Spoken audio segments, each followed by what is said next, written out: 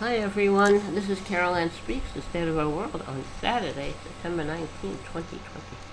So, what is the state of the world? Well, the coronavirus is still with us, reigns supreme. As of earlier this evening, we had 6,794,222 confirmed cases in the U.S. and 200,348 people have passed away from this virus.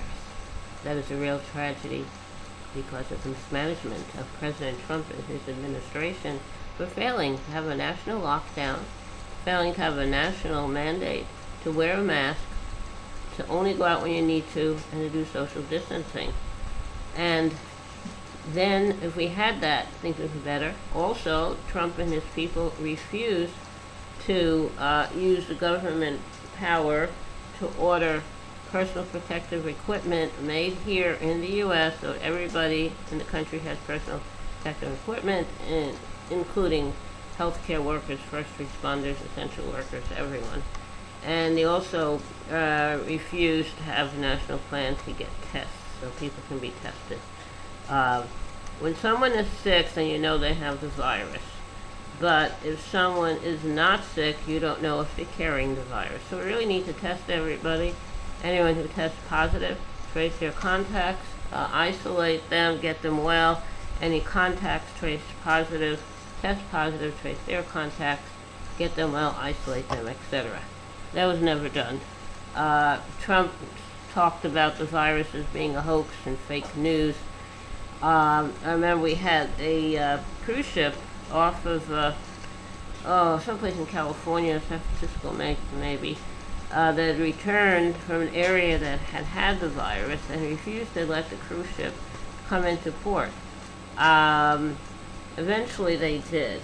But anyway, the virus arrived here on the East Coast and the West Coast, possibly, from Europe, maybe people from China who had traveled to Europe. And anyway, once it's here, it's your responsibility. You can't call it the China virus. It's really the Trump virus. So we have all these people who have passed away, all these people who have the virus, all these people who don't believe it's real, who think like he does, it's hoax, it's fake news. And all Trump wants to do is win re-election and pad his bank account. And his followers, for some reason, they're sticking with him. When he goes to a rally, he does not wear a mask. He is isolated from everyone. But all the people who come to his rally, they're packed in like sardines. They're not social distancing. They're not wearing masks. And many of them have gotten the virus. Along with, unfortunately, people in the Secret Service who are forced to be around him and his family and protect them. So anyway, it's a terrible situation. So, what is so hard about wearing a mask if it's going to save your life and perhaps the life of someone else? Is that so wrong? Now, those people who are Christian, the golden rule for Jesus is do unto others as you would have them do unto you. So, in other words, you don't want people around you who are sick. You want them wearing a mask. Therefore, you should wear a mask so that you don't make someone else sick. Common sense, very easy. But unfortunately, that's not happening. Businesses complain that they can't stay open if they have to do social distancing, and it's a real mess. We have the essential workers, the health care workers, the first responders, the farm workers, agricultural workers, all being forced to work, and a lot of them don't have the personal protective equipment they need. So what is so hard about wearing a mask? If everybody wore a mask whenever they're in public, then we can conquer this virus. We can defeat it. They're now projecting we have 200,000 plus people have passed away from this virus.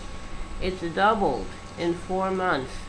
Now this is like late August, so June, July, August, September, February, March, April, May, June.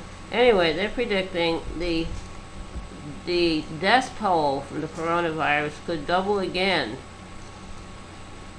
by the end of the year. Is that what you want, people? Do you want everyone to die so that you don't have to do social distancing, so you don't have to wear a mask? Those people who can work from home are protected, but those people who have to actually go out to a work location and do work, such as grocery store workers, first responders, truck drivers, postal workers, the healthcare workers, they're all, and the farm workers, the agricultural workers, they're all putting their health at risk in order to do their job so that you have food to eat, health care, all kinds of things. And that is wrong. So do you think you could repay those people by staying home? Only go out when you have to, like to go to the doctor, to go to the grocery store, to go to the drugstore? I think you can do that. It's really not a big lift. It's easy. Self-discipline. Now, that's what we really need to do. We have to stay home, wear that mask when you're in public. Because the United States seems to be the only country having a problem with all these people who don't want to wear a mask. To say it's a conspiracy theory, there is no virus, it's a hoax. Maybe they don't know anyone who has the virus, who has died from the virus. There's a teacher in Florida who got the virus, and it's been months. She was on the ventilator for a couple of weeks. She's off the ventilator and she's in recovery, but she's far from being cured. And there are health effects to those who have had the virus and have survived. They're not cured yet. We do not have a cure. We do have certain treatments which seem to be helping. We do not have a vaccine. And a vaccine, whenever it becomes available, it takes years to develop a virus, to develop a vaccine. And once it becomes available, you have to give it to everyone. And depending on the vaccine, it may require more than one dose. And how do you arrange to give a vaccine and extra doses to 300 plus million people? I don't know. That's just here. Then we have a worldwide population of, 6 billion or so. How do you do that? I don't know. It's a logistics problem. However, it'd be great to have a vaccine. It's also great to wear a mask and protect yourself.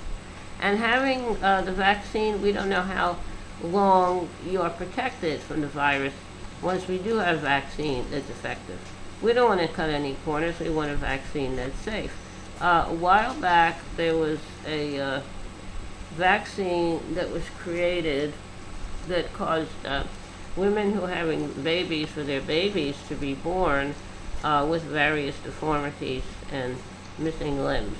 So the vaccine definitely taken off the market after that, but the damage was done. So we really need rigorous testing of any vaccine before it's given to people. And it should not be tested on animals. They didn't do anything. They don't deserve this. Test it on the people, because they're the ones who will benefit. Okay. Now, we still have racial strife here with people are still protesting over the murder of George Floyd in Minnesota by a white police officer. We still have, what do you call it? The post office in distress because the Congress isn't passing the legislation needed to help them, and they're in this distress because in 2006, in the lame duck session, the Republican Congress, which is about to lose their power, passed this bill requiring the post office to pay retiree benefits into a fund 75 years in advance. And that has been, the post office has not been able to make all those payments. That bill needs to be repealed, and any payments made have to be refunded to the post office. Also, the post office has a radical leader appointed by Trump. His name is DeGioia, who's changing all kinds of things to take away any efficiencies from the post office, removing those blue collection boxes from street corners, having trucks leave postal facilities empty. If they can't leave, they have to leave on time, and even if they have to leave all the mail behind. Mail is getting delayed. Mail is not getting delivered. People who depend on the mail for their paycheck, for prescriptions, for all kinds of things, it's not getting out. So we have to get rid of this Georgia guy. We have to get someone to take charge and allow the post office to do its job, because we have an election coming up in November. Make sure you're registered and make sure you vote. Voting by mail is the safest. And the post office is saying you have to vote early, mail your ballot in early or drop it off. So it's still a danger of the virus. So we have a lot of things to take care of. So let's see if we can do some of that. Now, we definitely need criminal justice reform. We need the post office to be back the way it was. And we need to have people stop playing politics with our institutions and with our Constitution. Now, we've lost Supreme Court Justice Ruth Bader Ginsburg last night to cancer. And already the Republicans are playing politics with how to get her replacement passed. And the Democrats are vowing not to let that position be filled. So anyway, there's a lot of stuff going on. I don't know how we're going to fix any of it. But we have to keep working. We have to keep trying. So how about we have a little song to finish up the evening? Okay. The song I'd like to sing this evening is, how about Georgie Girl? That was written by Tom Springfield of the Springfield Folk Trio, which included his sister Dusty, who was the lead singer. It's very popular. It was written and recorded and became a hit in the 1960s. So, here we go. Hey there, Georgie girl, walking down the street so fancy-free. Nobody you meet would ever see the loneliness there inside you. Hey there, Georgie girl, why do all the boys just pass you by?